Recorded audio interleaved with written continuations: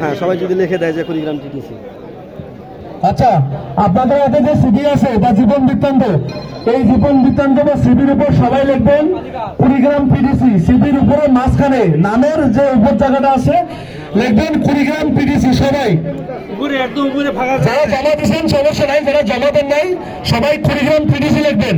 সিবিগুলো আমরা সিলেক্ট করে নিয়ে নেব, ঠিক আছে? সবাই কুড়িগ্রাম পিডিসি লিখবেন, পিডিসি।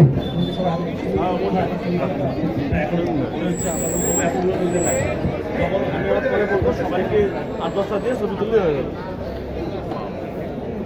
আমরা সিরিয়াল লাইন ঢুকে যাই, তাহলে আপনি ওইদিকে